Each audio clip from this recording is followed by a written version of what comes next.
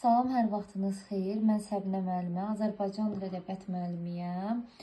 Onlayn həm fərdi, həm də qrup şəkildə dərslər keçirəm. Dərslərimizə qoşulmaq istəyən olsa, rəy bölməsinə yazsınlar və yaxud direktlə əlaqə yarada bilərlər. Deməli, dərslərimiz avqustun 20-sindən başlayacaq. İndirimli qiymətədir. Sınaq dərs mövcuddur. Əgər qoşulmaq istəyən olsa, mənlə əlaqə yarada bilər. İndi isə şagirdlərin, abituriyentlərin ən çox çətinlik çəkdiyi, qarışdırdığı hal şəkilsinin amonimliyi haqqında məlumat vermək istəyirəm. Bilirik ki, deməli, ismin 6 halı var. Adlıq, yiyəlik, yönlük, təsirli, yerli, çıxışlıq.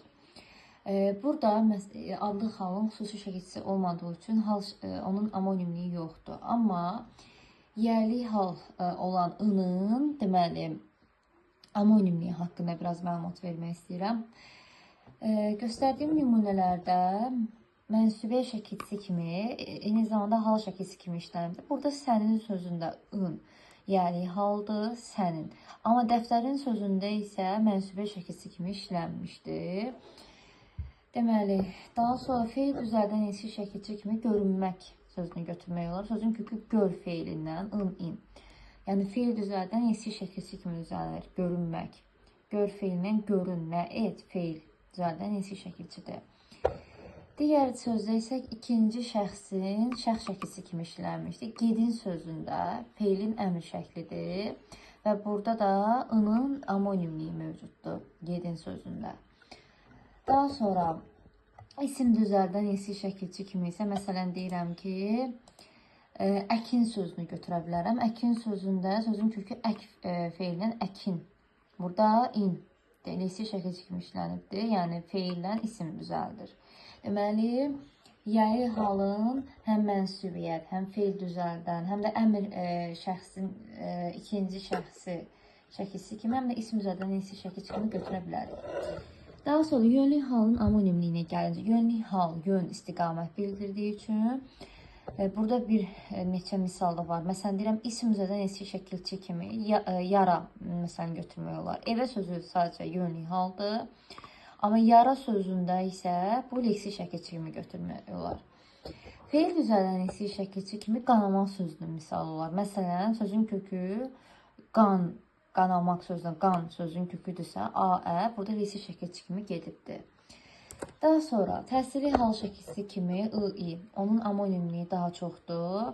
Məsələn, deyirəm, mənsubiyyə şəkilçisi kimi onu götürə bilərəm. Onun dəftəri, dəftəri sözü burada mənsubiyyə şəkilçisidir.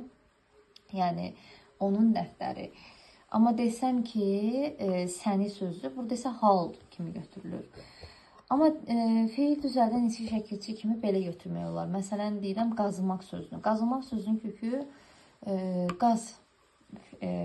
qaz feilinə, qazı, nə et, feil düzəldən leksi şəkilçidir.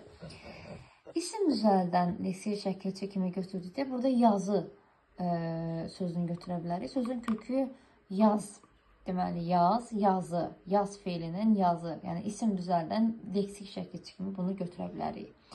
Sifət düzəldən leksi şəkilçi kimi isə bənövşəyi sözüdür. Məsələn, bənövşəyi. Sözün kökü bənövşədirsə, bənövşəyi, i, orada sifət düzəldən leksi şəkilçidir.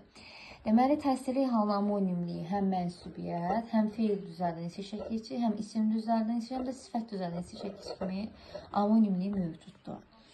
Yerli hal şəkilçisi olan dağdan amonimliyinə gəlincə, zərf düzəldən leksi şəkilçi kimi işlənə bilir. Məsələn, deyirəm, yayda, qışda, yazda. Burada leksi şəkilçi kimi götürülür.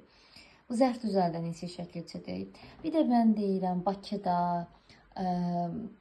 Bakıda sözündə isə yerli haldadır. Bu şəkildə götürə bilərik. Çıxışlıq hal şəkilçisi kimi dandənin amonimliyinə gəlincə, zərf düzəldən leksi şəkilçi kimi də işlənir. Məsələn, deyirəm, çoxdan, birdən sözünü götürmək olar. Bundan əlavə olaraq, məsələn, güldan sözünü də götürə bilərəm. Güldan sözünün kökü gül, güldan. Orada deməli isim düzəldən leksi şəkilçidir güldan. Amma çoxdan birdən də isə zərf düzəldən leksi şəkilçi kimi götürə bilərik. Naxçıvandan, Bakıdan isə çıxışlıq hal şəkilçisi kimi götürmək olar. Dərslərimizə qoşulmaq istəsəniz, eyni zamanda dərslərimizi bəyənin əlaqə yaratmağı unutmayın. Təşəkkürlər.